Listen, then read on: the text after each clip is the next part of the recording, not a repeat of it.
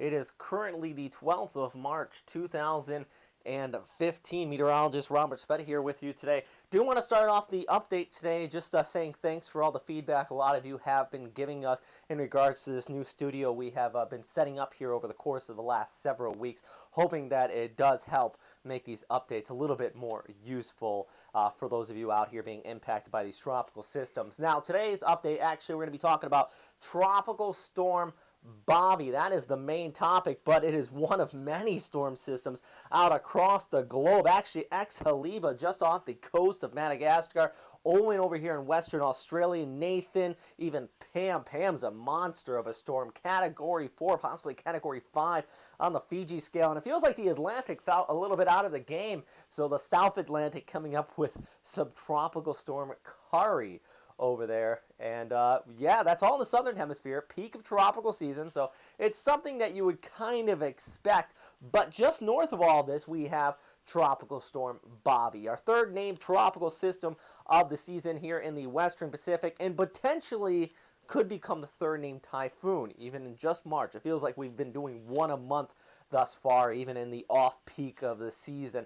We are contending with this, though. See this cold front basically diving in from the north? That might eventually weaken the storm system out as we go over in the next several days. And that's what we're really going to be talking about here, is where exactly is this storm going to be going and what exactly is the impacts going to be out of it. But right now, way over there over the Marshall Islands, tropical storm warnings and watches are in effect for the islands out here, issued by the Guam National Weather Service. They're the regional office for the United States, actually, here in the Western Pacific. All the United States territories in the Northwest Pacific fall under Guam as far as the warnings are concerned. So there's your storm system. You can see it here on the satellite picture. It's all by its lonesome. Now, that is something actually to be expected. We don't want to see a lot of moisture in the Western Pacific, but this one just gathering whatever is here and forming it up into that area of convection. But if we zoom in on that satellite imagery, I mean, this is what we're looking at. It's not very organized. The center of circulation is definitely exposed.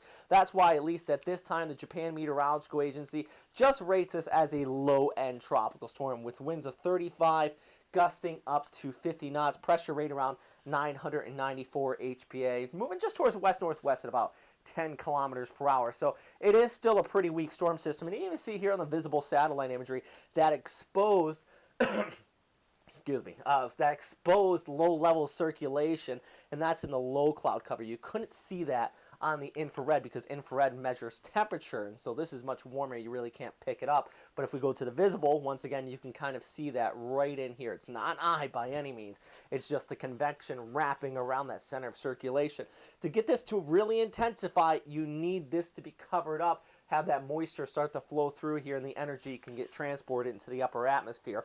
Good exhaust aloft would allow this to intensify. So right now, actually, we're not seeing any rapid form of intensification. It's been maintaining that 35 knot or 65 kilometer per hour threshold throughout the day. But it is expected to wrap up. Actually, the Japan Meteorological Agency expecting this to become a severe tropical storm. There's the track. There's Guam, by the way. Guam, this looks like it's going to go right over you, or even over, possibly over towards Rota and Saipan. Still could waver north or south, but I think right around the Guam area, that's really what we're going to be expecting. Even the Joint Typhoon Warning Center, they have it moving right over the island, peaking with winds about 60, gusting up to 75 knots, just shy of typhoon strength. It's at about 110 kilometers per hour. The big thing, though, is the Guam National Weather Service, they did issue something in their public advisory here on Thursday morning. I found it kind of interesting. They were saying they think it possibly could get up to typhoon strength. So even if it does or does not, we're talking about a 10 knot threshold between 60 and 70 knots. It's still enough to cause some damaging winds, people. 50 knots is what the core conditions will be issued for the U.S. military out here. They all follow this track. So that's something you do want to keep in mind. I do think that they probably will go through the core conditions there on Guam and even over towards Rota as this does continue to look ahead. Actually, just a mere reflection of the Joint Typhoon Warning Center's track. This was posted earlier on today. Note the watches and warnings in effect for all of the Marshall Islands out here. And as far as Guam, your 3-day forecast, partly cloudy skies.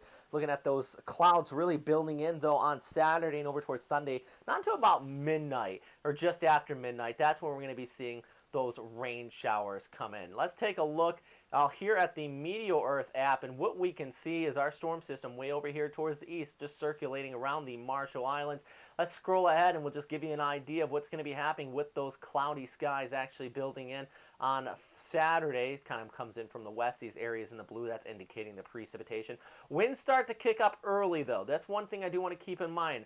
By Friday afternoon and evening, and as we look into Saturday, you're already seeing gale force winds across the Mariana Islands. Key thing for this, and the reason why, is because you have this high pressure area that I mentioned, that cold front diving in behind it, that high pressure coming in from the north, that's going to interact with the tropics. So you get that tight pressure gradient setting up. That means an extended period of gale force winds out of the northeast across most of the Mariana Islands. And the big thing about this, if let's say the storm system does track a little bit towards the north and moves just north of road around Saipan area, the thing is, Guam might not see that strong of winds because south of this storm system, there is no pressure gradient. It's all tropics. You have the equatorial, basically, trough, so you're not seeing a very strong winds out there. And actually, let's scroll through and even zoom in on this. And that's what I'm talking about. Look at this extensive wind field, and just south of it, you're not seeing it. But I mean, if it's close enough, you're still going to be getting a good howl here. And actually, that's what this is picking up on.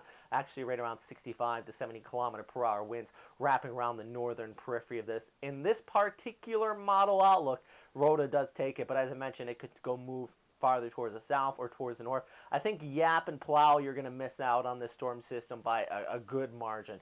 But back here towards the north, as the track indicated a minute ago, that's where you're going to be seeing, well, not only the winds, but also some precipitation really kicking up. And let's take a look at the outlook, actually, as far as the rainfall is concerned from the GFS. This is a forecast, just a model outlook, but what it does show you is that precipitation, whoa, went a little bit too far there, my hand cut off. That precipitation moving across the Pacific here. You have Guam and Saipan right in this area, and that's going to be falling about 1 to 200 millimeters of total rainfall. Now, beyond that, note I have an extended one here. I wasn't able to loop it, but this is up to 7 days, by the way. It's pretty long. This is by no means, once you get beyond this point, very accurate. It doesn't really trail off here towards the west, despite GFS picking up on that circulation coming to the west. One thing we have been seeing today is a lot of people in the Philippines really just showing the one GFS model, the center line, not even looking at intensity, and it comes out towards the Philippines here. The thing is, GFS also weakens the storm system out quite considerably, and that's why there's not a lot of rainfall being picked up over here. The other big thing I do want to mention is that when you're talking about a long-range forecast like this, it's not going to be very accurate. That's why, actually, in this little outlook I built here, you have Guam and Saipan. Pretty good confidence. A tropical storm, a weak typhoon, more likely a severe tropical storm on JMA scale, will impact here. But then I wrote this in here. Extended. I had to put this because so many people were putting that one specific model out there on social media specifically, and they were just indicating this coming out here. But that was most likely, that was the most southerly outlier that a lot of people seen coming in and around Central Visayas, and people were speculating it would come in this direction. But there's a lot of different outlooks pulling it off here towards the north, even a few, including the Canadian model, which isn't really that great in tropics, but it's example, pulling this off here towards the north and eventually just recurving it. All of them have it weakening after it passes Guam and Rota. Unless the storm system kind of stays here towards the south, out of the effects of vertical wind shear, which is possible, then it could become a typhoon and move over towards the Philippines. As I mentioned, there's a lot of stuff, guys, that we have to watch here. There's a lot of time to continue to watch it. Even now, I know it's been several days if you are in the Philippines. For example, and I want to show this for you. Let's say, okay, right here you have your low pressure area, and I'll go ahead and put this up on the screen with the Meteor Earth app because we can kind of give an idea. For those of you that are watching this, you probably have seen tropics in the Atlantic, and you know how they're forecasted out there. You have our low pressure. This is Tropical Storm Bavi, and you have the Philippines right here. Let's go ahead and compare this to the Atlantic, because sometimes people think, okay, now, how about now? Now? Can we check it now? Let's say you live in Houston, Texas, for example. You would be asking if a hurricane located just off the Cape Verde Islands was going to impact your specific area in Houston, Texas. If you were talking about the Atlantic, this would just seem so far-fetched and out of line that people would probably laugh at you. Here at Westpac Weather, we're at least trying not to do that. We're just telling you you have to continue to wait and keep an eye on this, but that kind of gives you a perspective of how far away. It is several thousands of miles away, and that is why in my extended outlook I put out there, it is just such a massive cone of air, basically extending off of this from north to south. So that's really what we're going to be watching for now, guys. Let's take a look at some more of the outlook. So I'll just give you an extended range overview. The forecast track multi-agencies, all keeping it just south of Guam and then moving off there towards the north, or actually just right over Guam. But as you can see, there's multiple agencies here. This is courtesy of Typhoon 2000. None of them go beyond 5 days because beyond that, as I mentioned, a big margin of error. Multi-model guidance, all keeping it right over Guam. As I mentioned once again, you're going to be seeing a pretty significant threat of the storm system there. As far as the intensity, pretty similar outlook there. I do think JTWC, they have been going basically slightly above what the models have been indicating. Same with JMA, just due to the atmosphere where it is at least now. Once that thing starts to wrap up, they do think it's going to get a little bit stronger. So that's all I got for now.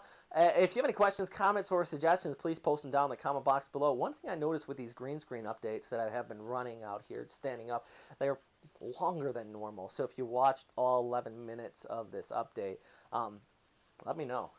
I do appreciate it. Make sure I'm not just rambling on and on like I am doing right now. All right, guys, stay safe out there.